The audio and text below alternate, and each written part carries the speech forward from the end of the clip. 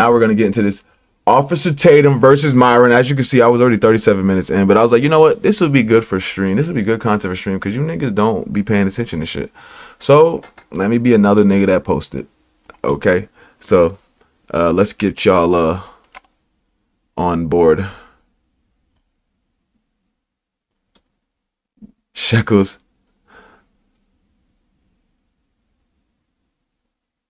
Israel's influence on God. All right, let's get into it.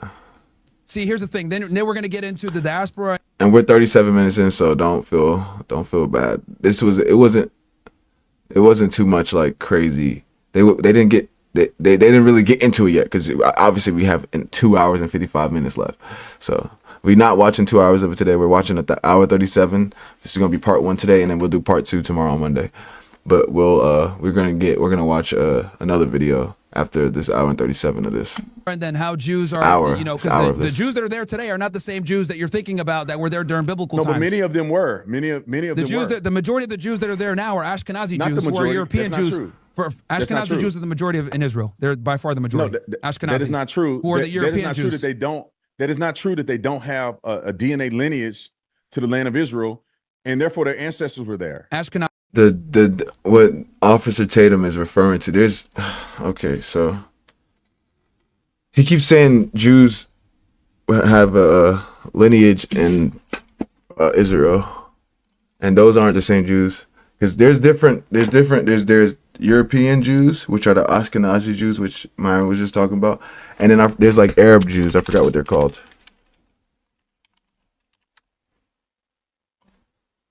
The Mizrahi Jews, and those are the ones that were in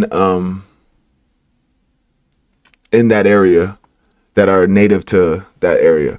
But Israel isn't ran by Mizrahi Jews; they're ran by Ashkenazi.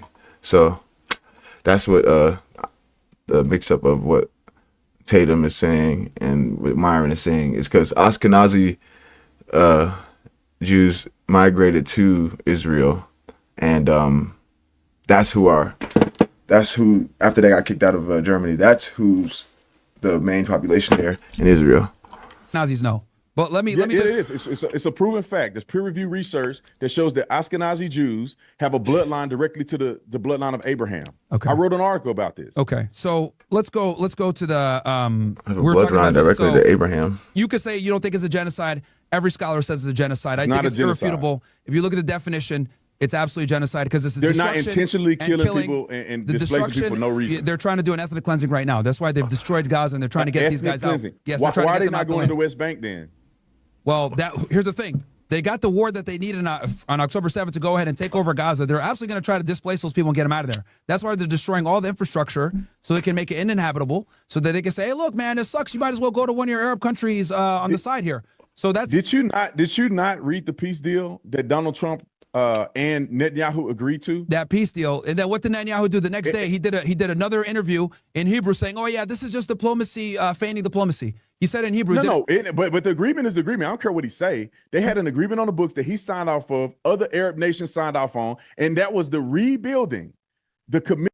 He says he doesn't care what he says. He doesn't care what he says. He just signs. He cares what a nigga signed on a piece of fucking goofy ass paper. That's what he cares about. A nigga signed something on a paper. I don't care what he's saying to people behind closed doors. I care about what he signed on a paper. Because he's not going to go behind the... It's like if he goes behind the paper... like, that's so stupid to say. Come on, OT. You know, like... And I respect both of these guys. So it's like, I need, like, better comebacks. Come on, like, that's so, like... Oh, he's going to respect the paper. Are we dead ass? Come on now. Commitment to rebuild Gaza. They will exit Gaza, and there was a commitment to many. They're not going to exit Gaza. They're going to move back a bit, but they're not going to exit Gaza. They're not going to. No, the agreement said that they would completely exit Gaza. They're not going to completely exit. They have security control over Gaza, the land, but they're not going to be occupying in Gaza. There was an agreement that they made. They're still going to be in Gaza. They said that they would pull back a little bit. But no, they didn't. All right, they will completely withdraw from Gaza. Okay. That's what they said in the agreement. Let's go to apartheid, and then we can go into this. Okay, apartheid. The reason we both know the definition of apartheid, sure. Correct? Yes, and the reason why I said it's an apartheid, because Israel occupies the West Bank, They also occupy Gaza. These people have no rights. They have no representation. They can't vote. They can't do anything. That's not true. The people in They Gaza can elected vote. The people in the West Bank can People vote. in Gaza voted for They have Hamas. They sovereignty? can't vote in Israel, but they vote for what's in their own territory. But they have no. They said they can't vote in Israel. What? That's their whole. That's literally like. That's like saying. That's like saying you can't vote in the U.S., but you could go vote like that don't even make any sense. Like, you know what I'm saying? Like, he's basically saying you can vote, you can't vote like in Israel, and it's like, what the fuck? That's where we live, nigga. No They sovereignty. voted for Hamas. They have no sovereignty at all. They don't control their airspace. They don't control their internet. They don't control their water. How do you think Israel's able to starve them right now? The fact that Israel's able to do this blockade and starve them proves that they have no sovereignty. Myron, how are they getting water right now? From Israel. Okay, Israel so controls they're everything. they're not killing these people. They're giving them water. They're giving them medical supply, and they're giving them food. And they're still dying of starvation. How many of you have died from starvation? Thousands. No, give me a number. Thousands. We don't know because so many people have been dying. We got 60,000 right now, right? We got 60,000. When this war is done and the fog of war is gone and we're able to actually recount everything and go through the rubble and everything, it's going to be hundreds of thousands. It's going to be hundreds. That's fine. If you say hundreds of thousands, okay, there's 2 million people that live there. 2, 3, yep. And you say the starvation, they have given hundreds of thousands of tons of food over this 2-year war. Because there was that doesn't mean that the food gets in. No, yeah, because and according to the UN, because they're not letting it in. According to the UN, 96% of all the aid is getting looted, and this is the reason why Israel and it created a bottleneck. 96% of the aid is getting looted. So you basically just told on yourself. Because they did not want Hamas controlling the food, and the UN disagreed, and so they created another supply chain with the United States of America, and they created avenues in which they can get the food in an equitable way without it getting looted. And this is what they did. This is why they're still eating. You can go see pallets and pallets of food that are not in Gaza on the border that they hadn't been getting because that's of the sitting UN. outside. Because of the UN. No, because Israel will not allow them to get in to bring in the food. Myron, workers, you know how many aid workers have been killed by Israel? Israel's killed journalists. They've killed aid workers, to include American citizens. They've killed paramedics. There's no legitimate evidence of them killing aid workers. However, there are evidence of them killing journalists. They kill in strategic strikes. And some of these journalists were a part of. They killed Hamas. paramedics. They killed 20. They killed 20 paramedics and gave them a shallow grave, and then lied about it, saying that they didn't have their emergency lights on. The New York Times wrote a whole thing about this, showing that they did have their emergency lights on, and they were clearly wearing markers. And then a couple of different countries sent in aid workers to bring in food from like United Kitchen, etc. And they bomb and kill them. Australians, Americans, Canadians bomb and kill them. They argued that there was a mistake, and they owned up to it. They said they did, and they said it was a mistake. Oh, it's a mistake. What the fuck is this nigga talk like? Oh my god, this nigga is like telling us like, oh my god. I feel like I know Officer Tatum's plan. He's really on our side. He really just want Myron to show us, show y'all niggas that how obvious this shit is. You see what I'm saying? I feel like he's on our side. He's playing the like dumb game, like to make Myron break everything down. Like that, this is unacceptable. Myron, if they wanted to kill hundreds of thousands of people, they can do it. Yeah. They clearly are not doing that. Yeah, because if they wanted to starve them, they could starve them and cut off their water supply, and they'd be dead in the first, 8 months. Why are they not doing that, Myron, if they want to commit a genocide and they're trying to kill all these people? Well, you can't really do that and then still have support of the whole world, you know? Can't be as obvious about it. The goal is to make it so bad. They're obvious according to you. The goal, according to you. The goal here is this. This is the goal. The goal is to make it so bad and uninhabitable. Obviously, according to a lot of people see this shit. OT, I'm not gonna lie. That they have no choice but to leave the land so that Israel can go ahead and colonize that part as well. That's what the goal is. Israel already have control militarily surrounding the land of Gaza. They already have control over the airspace and the sea. So it's not something new that they're trying to invent.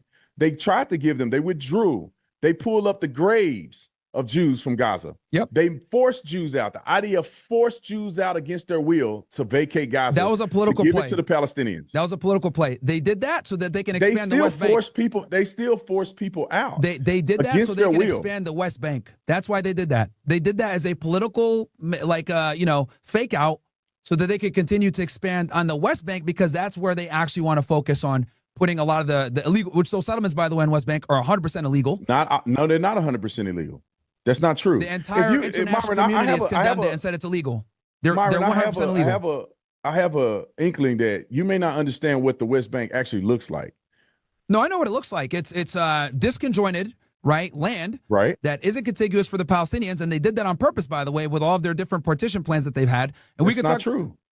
It's up for debate. There's roads there that Palestinians can't even use, and they've strategically cut the West Bank up in a way where it makes it extremely difficult for Palestinians to have any type of ability to do trade, to have any type of sovereignty, etc. They did this on purpose so that it's. Well, go ahead. I disagree with you, but if they did it on purpose, then so what? Yo, this nigga is sick. I'm trying to tell you. Y'all niggas. He said, I disagree with you, but I don't really have a comeback. So what, nigga? So what if they did that shit? Oh, man, this nigga's hilarious. The settlements are illegal. No, it's not illegal. Yes, they are, because when they had the Oslo Accords and they've had these different agreements, the agreement was, hey, look, we're going to go ahead and work on the Oslo Accords was supposed to be a framework for a two-state solution, right? And that was contingent upon them coming and revisiting and having something, making agreements to create some type of two-state solution. During this time, they aggressively went ahead and killed building in the West Bank because the Israelis practice something called facts on the ground. And what that basically means is, we're going to go ahead and have this, loose framework that we're going to operate under, but we'll come back and revisit it in a year, in 2 years. And what they do is they aggressively bulldoze houses, build settlements, make it bigger so that when they do come back to the negotiating table, they're like, oh yeah, by the way, we've kind of expanded a bit, the facts on the ground are a bit different. You're going to get this amount of land now. And the thing is that no one can challenge them because they got the U.S. backing them. They have a superior military. They have airspace. They have control of everything. So no one can really hold them to anything because they could do what they want because they have American backing. Well, let's put it in perspective. They're not occupying the West Bank territory that the Palestinians are in. They're occupying territory that's not because they stole it from the Palestinians originally. There's no stolen from anybody. Why are you saying they stole something from these people? Bro, they didn't steal. You don't have when the British can mandate that Jewish people come back to the land. When the British can mandate it, that means that the Palestinians didn't own the land to start with. Because there was the British mandate, the Jews came back. The Jews came back. If you look at historical documentation, the Jews came back and they purchased land. But how do you tell niggas to come back to a land and niggas is already on that land? You see what I'm saying? That's what the point is. How do you call niggas, hey, y'all come get this motherfucker? And niggas is already here. This isn't empty shit. I can see if it's empty shit, yeah, y'all come get this shit. Niggas is already there. And legally. They purchased land from the Arabs. They purchased land from the Palestinians legally. And then the Palestinians didn't want them there. Sure, let's talk about that. We got hold on. We'll get to that. But let's compare. It's the same comparison. Why don't people think the same thing about America and the Native Americans? People can argue that it was their land, but at some point when you fight a battle and you lose. Yeah, somebody. Okay. Here's the difference. We came over and we conquered. Niggas didn't send us over and say, hey, acclimate with these, or here, take this, or this is yours. And niggas just, we actually conquered these niggas. It's a whole difference of niggas getting conquered and niggas' land is just getting taken. It's a whole fucking difference. You're subject to the conquest of the country that won. Sure. Or whatever leadership that won. Well, we did it to the natives. And the Israelis have done it to the Palestinians. Here's the difference. What do they owe them? Native Americans get their own land. They get a nice little stipend check. They're American citizens. They have full rights. They can do whatever they want in America. Yes, it is terrible what Americans did to them and colonized them, but they at least have citizenship. It's not apartheid. They have the ability to do whatever they want, and they have their own land too. A nice little check just for being Native American. That's why a lot of them are alcoholics. That's a whole other conversation. But let's go ahead and talk about, because we were talking about the war in 48 before that. But wait a minute, Myron. Because you said that they bought the land, right? Yeah, let's not jump there because Israel gives a lot of benefits to Palestinians as well. They work and they're able to do commerce in Israel. A minority. It's not a minority. It's 2 million. Thousands of them. It's 2 million, and the majority of Israelis are Jews. That's why it's called the Jewish state. But then you have millions in the West Bank and in Gaza that have no rights. and they're They being have no occupied. rights to Israel. They have rights in their own. But they're being occupied by Israel. Land. They're not being occupied. The entire international community, Brandon, everyone knows that Israel is occupying Gaza. They're occupying Gaza and they're occupying the West Bank. This is irrefutable. Occupy a place? How you occupy a place that you won in the battle? They had multiple wars that they won. How are you going to say after Israel wins a war that they're not entitled to everything else everybody else get when they win a war? Well, they win the wars. We could talk. You know what? Yom Kippur was what, like yesterday? The Yom Kippur War back in the 1970s. They only won that one because they flexed nuclear weapons that they stole from us. Did they win or did they not win? We had to do a huge airlift to save them. We're going to lose that shit.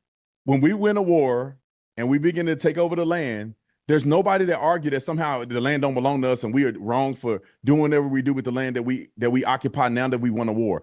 If Palestinians would have won the war and they occupied the land against Jews, nobody would be crying about it. You fought a war, they lost the war. Israel can do whatever they want to do with the land. They could push these people out of the land if they wanted to, but they're generous and reasonable enough to give them many of the holy sites that they got in Judea and Samaria. They have a portion of the old city of Jerusalem, and they have their own government system that they voted for and elected, who have robbed them blind, and then they elected Hamas in Gaza. I'm glad that Israel is not stupid enough to allow these people to completely run the sea and airspace and everything, because Israel would not exist if Hamas could run and have access to airstrikes. Israel wouldn't exist. They shot 4,000 missiles into Israel after October the 7th. And the only reason that they didn't kill everybody because they got the Iron Dome. And how many missiles how many bombs does Israel drop on Gaza in the past year? Well, thousands. As many as they need to. So see how when it's Israel doing the attacking, oh yeah, they're doing what they got to do, etc. But then if I say, well, yeah, they're going to retaliate. Oh, well, no, they're terrorists. Like, here's the thing. No. First of all, you got to look at the charter of Hamas. They're a terrorist group. They're designated by a terrorist group in the United States of America. Who designated them as a terrorist group? We designate them as a terrorist group. Yeah, but you know who did that?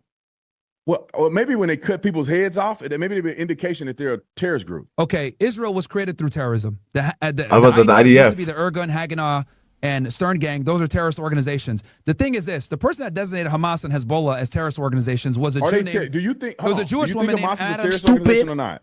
Here's the thing: we're going to go off the definition of terrorism, right? We're going to go off. Come on. No, sure, we can have this discussion. The definition of terrorism is committing acts of violence in furtherance of political agenda. Correct? Yeah. Would that be fair to say that's how the FBI defines it? Cool. Yeah. If we're going to call Hamas a terrorist organization, so is the IDF. That's my position. How is the IDF a terrorist organization when they're literally a for democracy defending their people? They're not going out and actively committing terror against people to push a political agenda. Yeah, no, they're not. They literally are. They literally are. Show me a video. Okay. Give me an example. He said, show me a video. The state of Israel was created through terrorism. No, it's not. Yes. Before the IDF was a thing, because they rebranded, there used to be the Irgun, Haganah, and Stern Gang. These three organizations were paramilitary Zionist groups that were terrorist organizations that killed British people. They killed Palestinians. This is why the Palestinians didn't want to agree to the partition plan that you're talking about in 1947, because that peace deal that you're talking about, we could go through it. Because you said that the Jews bought the land. That's a lie. Back in 1947, they didn't buy any land. I said the Jewish people, no. They stole it. I'm not talking about the state of Israel. The state of Israel, the mandate from the British mandate allowed them to own and occupy certain areas. But what I'm saying is that when they got there, they didn't force Arab people out. They bought land legally. That's how they begin to expand. Sure. And they begin to get money, how much land they owned? And commerce, and all of this stuff. You know how much? You know how much land they owned at that point? 6.6%. That's how much they owned in 1947. How about the 1947? That's how much land they actually owned. So of course the Palestinians are going to be like, okay, at that time the Zionists were about 30% of the population, maybe less than that. They owned only 6% of the land. They wanted 56% of the land when they had that 47 partition plan. Of course, the Palestinians are going to agree to that. And then on top of that, they wanted all the fertile land that had the best soil with the best waterways, etc. So the Palestinians were like, fuck no, we're not going to go ahead and let you guys have 56% of the land, even though you guys are 30% of the population. You guys only own 6%. So no one would agree to that. No, all fertile land is not true. Not all fertile land is not true. The majority of the fertile land was in the 56%. Was in the 56%. They purchased and negotiated swampland that the Arabs never want anything to do with it. And when you go to Israel today, you can see the land that they purchased and they beautified. It was only 6%. It was only 6%. That's fine. So they disagreed. But they wanted 56% of the land. They only owned 6 legally, and they wanted 56%. The first partition was going to give the Arabs and Palestinians 75% of the land, and Jews would only have 60% of the land. 40%. No, it was 75%, 16%. They disagree with that. 1947 was going to be the land partition that you're talking about. They disagree with that. Then they went to war with Israel. You're talking about the Peel Commission. Okay, let's talk about the Peel Commission. 1937. Yeah. Ben Gurion is the one that was the architect of that one. Ben Gurion admitted when he was going through and doing the whole Peel Commission, because yes, you're right, the Israelis were going to take roughly 20% of the land. That was a lie. The only reason he agreed to do the Peel Commission was so that Israel and the colonists can have some type of international credibility with trying to make peace. And then in 1947, they went ahead and they asked for 56% of the land. So you can see here that they're slowly encroaching and asking for more land, despite the fact that they don't own the land and they're only a minority. And how do I know this? They don't. Neither one of them owned the land at this time. Ben Gurion. Neither one owned the land at this time. Ben Gurion admitted to his son in his memoirs, October 5th, 1937, he admitted this. We are only doing this. We're feigning diplomacy, something like Netanyahu's doing now. We're feigning diplomacy. We are going to take all this land for us. So the goal was never to live peacefully next to the Arabs. It was always to take all the land. And this is the first prime minister of Israel. You can say that, but it's the goal. First of all, they don't own the land. He wrote it himself. The Palestinians didn't own the land either. Well, you act like they own the land and they had a Palestinian state. They were there. They're the indigenous people. Jews were there, but there were Jews there simultaneously with Palestinians the entire time that Israel has been a thing, period. Okay. Way back from Jesus' day. So the Jews never ceased to exist in Israel. They just became a minority, and then now they're the majority again. But they never ceased to exist. You can't say that the Palestinians somehow own the land or had rights to the land. There would be no British mandate if that was the case. And then also, how did they get exclusivity? They didn't have a government system. There was no state called Palestine.